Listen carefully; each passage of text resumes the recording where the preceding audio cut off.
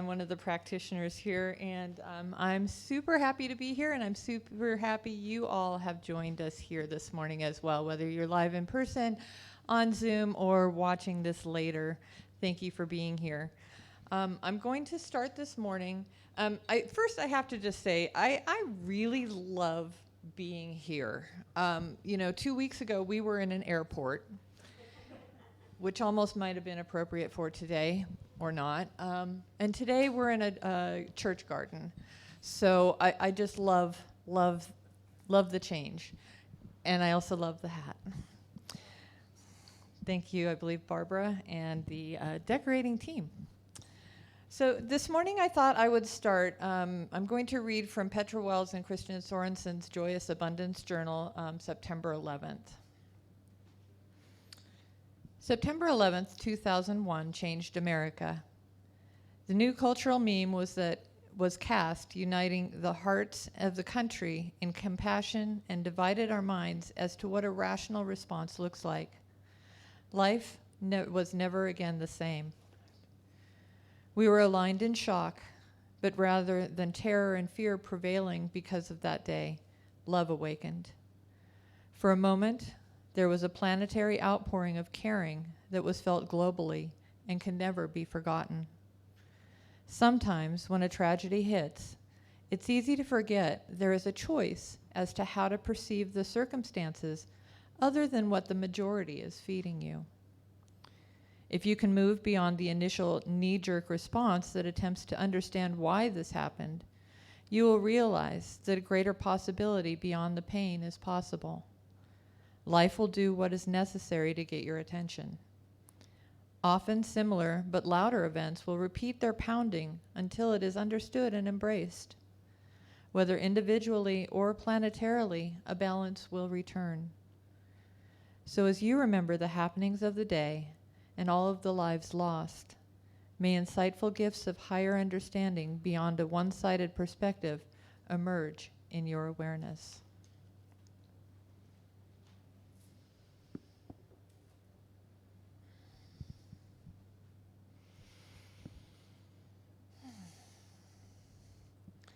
So back at the end of July, Reverend Janice asked me if I would like to do a talk, and of course I said yes, please. And she offered me either August, which was Connections, or September, New Beginnings. And as I sat with this, a lyrics to Semisonic's Closing Time kept playing through my head. Every new beginning comes from some other beginning's end. Lao Tzu says it this way: new beginnings are often disguised as painful endings. So today I'm going to talk about letting go of what is no longer working to create space for something new. Now for me, fall is a time of gathering. It's harvest time where we gather the fruits of our labors and begin preparing for the reflective time of winter. Nature herself shows us that life is a cycle of new beginnings in spring, the flowering of summer, the harvesting of fall, and the death of winter. Now, while we are experiencing September as a time of pumpkin spice anything and settling in for the coming winter, the other half of the planet is experiencing September as spring. So life is always in a state of decay and renewal, fall and spring, always in balance. In our lives, however, we often resist this natural cycle of create and release. I know I have been notorious for staying in relationships, whether partnerships, work situations, whatever it might be, long past the expiration date. I hang in there trying to make it work. If I just try harder, I'll get that happy ending. At 1 year of sobriety, I left a 7-year relationship with my ex, our dog, his daughter, his mother, all of whom I loved dearly and were family to me. Joseph Campbell says, we must be willing to let go of the life we've planned so as to have the life that is waiting for us.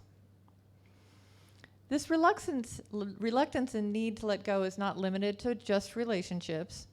About a year after I ended that relationship, I went out on my porch on my birthday and told the universe I was ready for a change. I loved living in Sonoma County.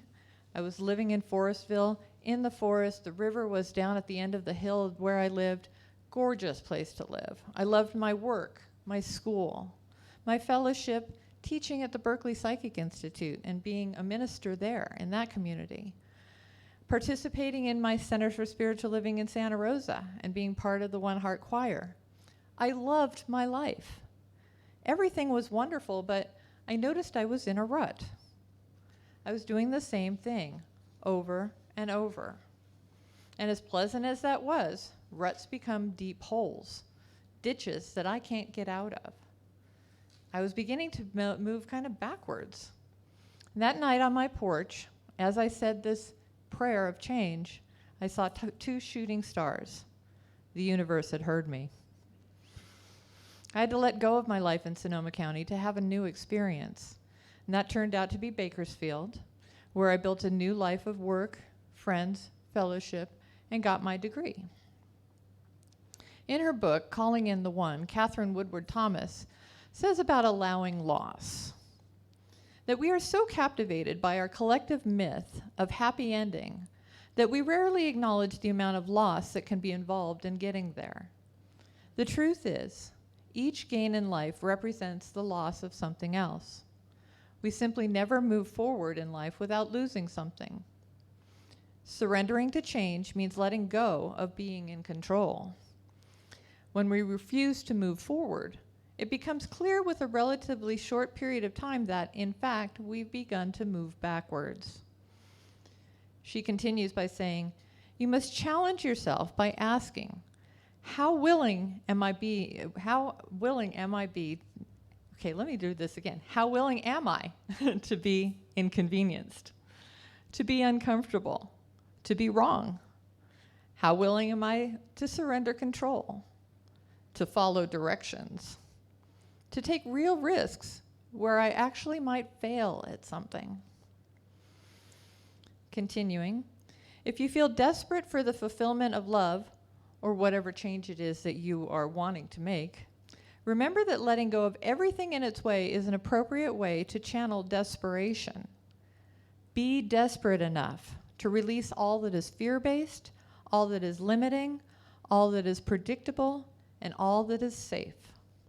Be desperate enough to embrace the courage it requires to surrender completely, remembering that growth is not so much a process of elimination, accumulation, as it is a process of release. Now, it took me about 9 years from when I made the decision to move to actually driving away to my new life in Bakersfield. And during that time, I experienced fear, grief, and doubt. I allowed myself to feel all the feelings, from fear to excitement. And I moved forward one step at a time. When I was looking for some quotes from Ernest Holmes to reference endings, I thought it was funny that I found them in the Science of Mind textbook under the section of How to Cure Constipation.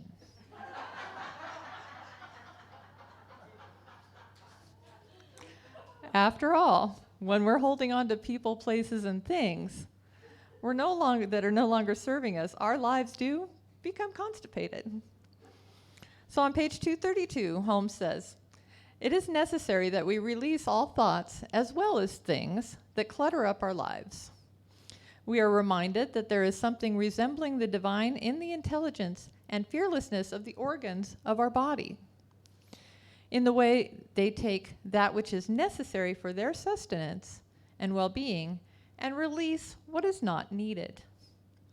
If the organs of the body followed the average tactics of man in his acquisitive habits, if the lungs hoarded the air they take in, if the heart kept the fresh blood stored within its walls, refusing to allow it to circulate, if the stomach retained the food taken in for nourishment, what a static condition we would have.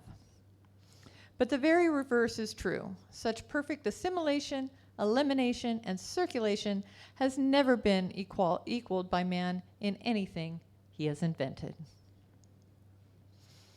So we are physically designed to circulate, assimilate, eliminate, to move through the seasons of our lives, to be healthy, happy individuals, and happy, healthy societies. And I think we're living in a time of enormous change. And since the beginning of this century, we have witnessed the tragedy of 9/11, increased climate change, a global pandemic, political extremism, and this past week, the end of an era with the passing of Queen Elizabeth II. Excuse me while I tear. The passing of Queen Elizabeth is another ending, a 70-year reign that she embodied a monarchy that, whether you agree with it or not, was a constant through decades of change. Carolyn Miss did a short video talking about the significance of the loss of this significant archetype, how the Queen embodied what it was to be a queen in every regard. Comedian Russell Brand also posted on the change her passing would have on not only the monarchy and England, but the world. And for most of us, we've only known a Queen of England, as if it's always been that way. And as Charles takes over the throne, it feels kind of weird to say King Charles. At least it does for me. I saw a Facebook post recently, and I looked it up yesterday just to verify it. And a Kenyan TV news channel had to make an apology for a mistake that had occurred during their reporting of the Queen's passing. "The Queen is dead," it read, with the subtext, "The Queen's eldest son, Charles, automatically becomes Queen." And that is how embedded her legacy is in our cultural awareness. I think it's an honest mistake. So as I said, I believe this time that we're living in is a bit constipated. Our focus has been on assimilating for so long that circulating and eliminating have kind of taken a back seat, maybe even are frowned upon, and yet I believe this is a time for the greatest opportunity for change. From this constipation comes a motivation to make changes that are so desperately needed. From The Power of Myth, Joseph Campbell writes, or he actually said to Bill Moyer, "One thing that comes out of myth at the bottom of the abyss comes the voice of salvation. The black moments, the black moment is the moment when the real message of transformation is going to come. At the darkest moment comes the light." When 9/11 happened, the country came together in its time of grief, and much of the world joined us. There had never been an attack on the U.S. continental soil before, and it took us all by surprise. I remembering at the time wondering what we did as a nation that angered these people so much to have done this. In this tragedy, there were also many stories of hope. While 2,750 people died in New York, 184 at the Pentagon, and 40 in the Pennsylvania crash, where the passengers of the airline were heroes and gave their lives to down the plane to prevent any further damage. But it could have been so much worse. I remember hearing stories at the time of people that were late to work because their train was delayed, there was traffic, or their child was sick. My sister and her family were booked on the Pennsylvania Flight 93 to come home from a family wedding. But she had been sick and unable to go to New York, and so her husband stayed home with her, and they were not on that plane that day. Certainly, Spirit was at work.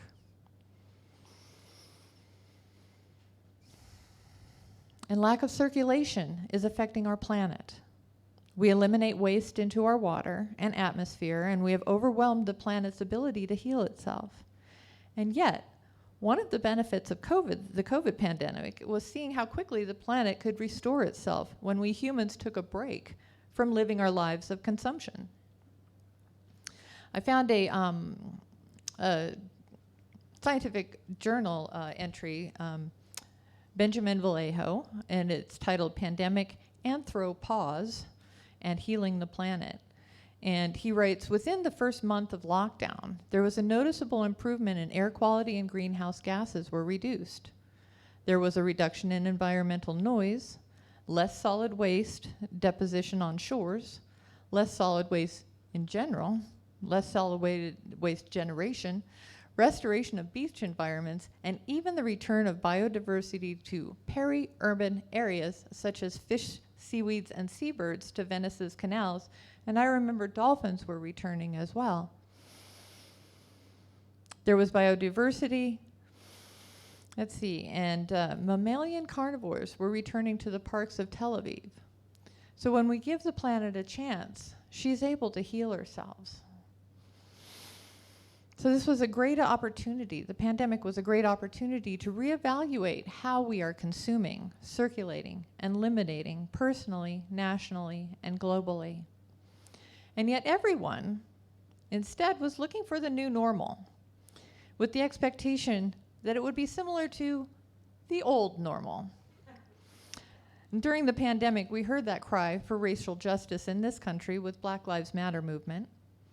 With January 6th, we've experienced an attack on our democracy, and more recently, our personal freedoms are being politicized and encroached upon. And all of this can feel rather overwhelming. I know for myself, I often feel hopeless in the face of all this change and upheaval. And yet, I remind myself that this is the time that is ripe for change. In her book, The Way of Integrity, Martha Beck says, at this particular moment in history, shattering culture may not only be the key to our own happiness, but essential for the future of humanity. As change accelerates, everything out of our integrity in our culture is starting to fall apart. Overcrowding natural habitats transfers unknown viruses from animals to humans.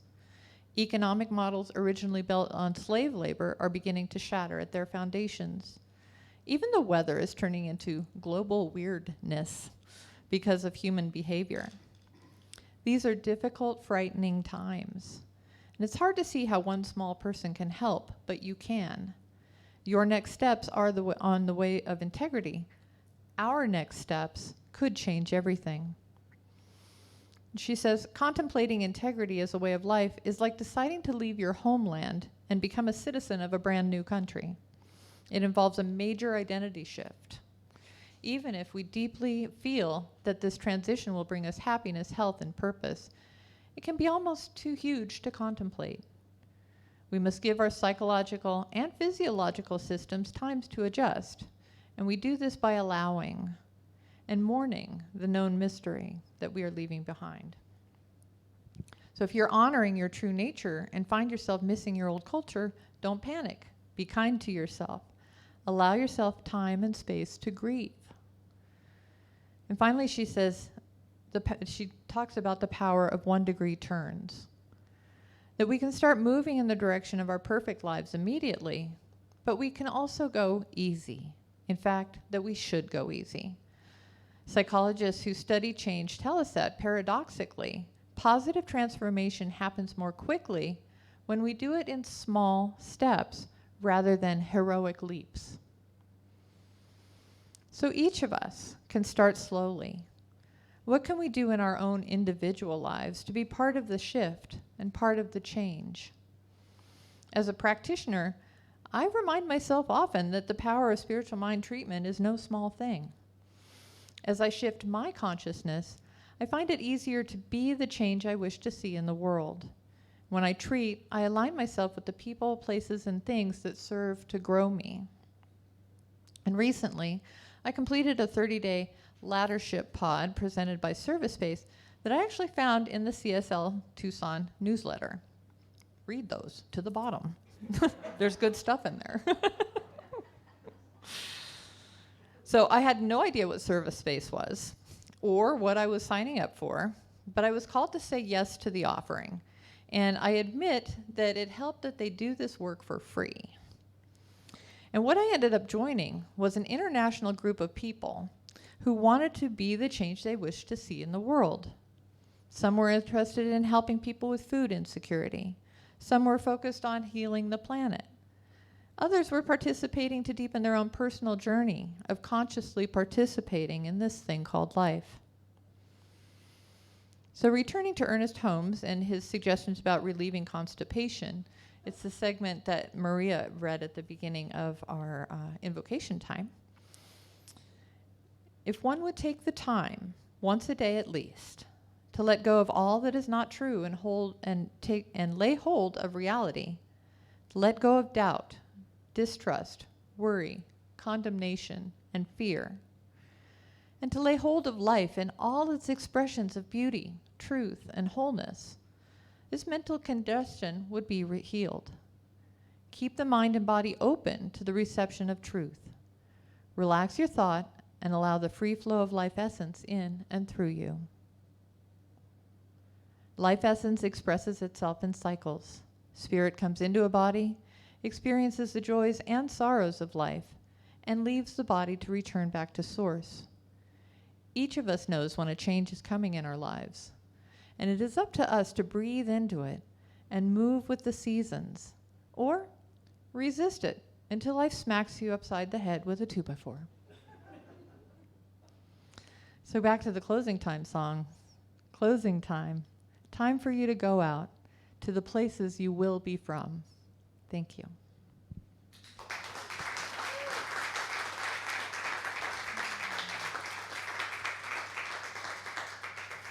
Thank you. So now I'll go ahead and move into prayer.